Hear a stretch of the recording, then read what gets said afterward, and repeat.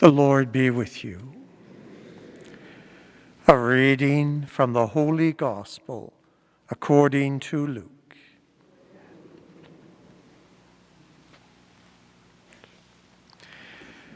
Jesus took with him Peter and John and James and went up on the mountain to pray.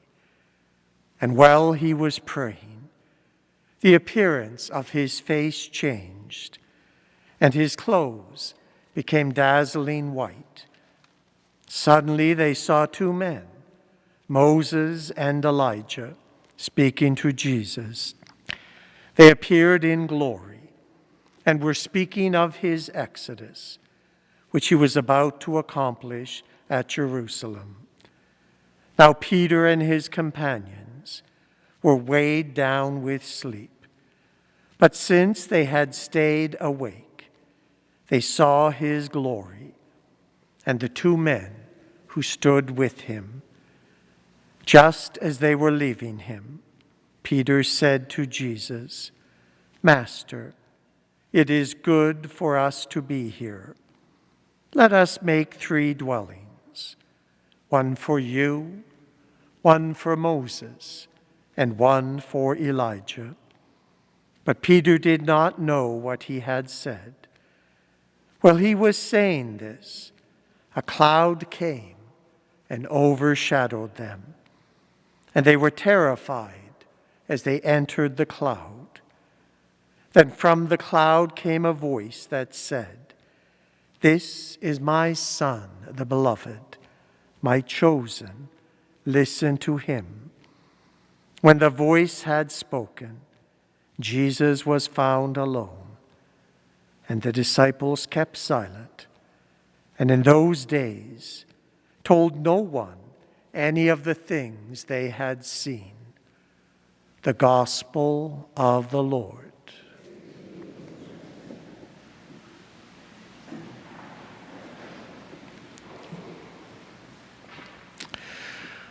Always on the second Sunday of Lent, we read one of our 3 accounts of the transfiguration of Christ. And since this year we are reading Luke's Gospel, it is Luke's account that I have just read. It's a very highly symbolic story. It brings in so much of the past and the future history of salvation. Jesus takes with him Peter and John and James. These are 3 out of the 4 disciples who were fishermen, first called by Jesus to follow him. They seem to be kind of a close inner circle of Jesus' disciples. They are with him here at the Transfiguration. They go into the room of the daughter of Jairus when Jesus raises her up from the dead. And they are closer to Jesus in the Garden of Gethsemane. I don't know what happened to Andrew, whether he fell out with Jesus or what, but of the 4, it's these 3 that are always spoken of in such a special way. He takes them up a mountain to pray.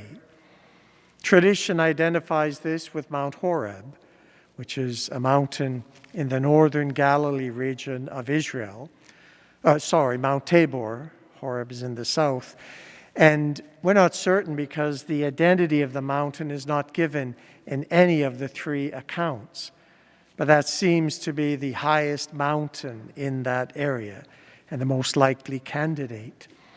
The whole notion of a mountain is important because it was always on mountains that God most specially revealed himself.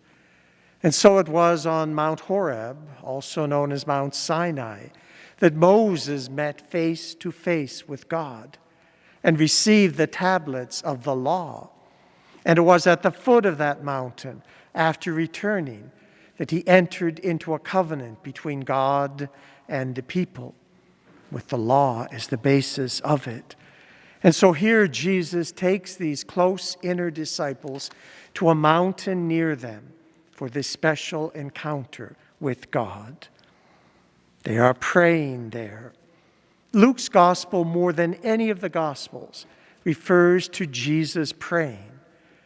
It doesn't mean that the other gospels aren't saying that Jesus prayed, but it was a constant theme of Luke's to remind us of how often Jesus prayed. And while he was praying, the appearance of his face changed. That's what the word transfiguration means, a changing of the face. And his clothes became dazzling white. And suddenly they saw two others there with Jesus, Moses and Elijah. Moses was the giver of the law. God had entered into a covenant with him on behalf of the people. The first 5 books of the Old Testament are attributed to Moses. Elijah was one of the early prophets of Israel. Now, if Jesus had asked me, I'd have said, go for Isaiah, but he didn't. He went for Elijah. Elijah was a prophet especially associated with this northern area where this is taking place. And he was one who remained faithful to God, even when just about everyone else from the king on down had turned away from the God of Israel. And so Moses symbolizes the law. Elijah symbolizes the prophets. And they are speaking with Jesus. They're appearing in glory. They've been dead for centuries. And they're speaking of his exodus. That's the word we use when the Israelites left slavery in Egypt and through the Exodus went out, which is what the word exodus means. Ex and hodos, a way out. They went out from slavery into freedom. And now they're speaking of Jesus' exodus, which is what we will be celebrating during our sacred Easter Triduum. Now Peter and his companions are weighed down with sleep. It ties in with the first reading, where Abram is overcome by sleep when God enters into a covenant with him. But somehow they stay awake. They see the glory of Jesus and that of Moses and Elijah. And finally, Peter finds the strength. Let me make 3 tents, one for you, one for Moses, one for Elijah. And the gospel says he didn't really know what he was saying. And while he is speaking, a cloud comes and overshadows them.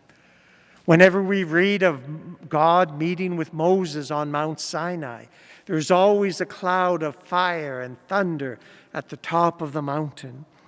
And so this cloud overshadows all of them. They're terrified upon entering the cloud, and they hear a voice from the cloud. This is my son, my chosen. Listen to him. And after the voice had spoken, it was over. Jesus was there alone with them. And the disciples kept silent, pondering all this and what it would mean. And in those days told no one of any of the things that they had seen.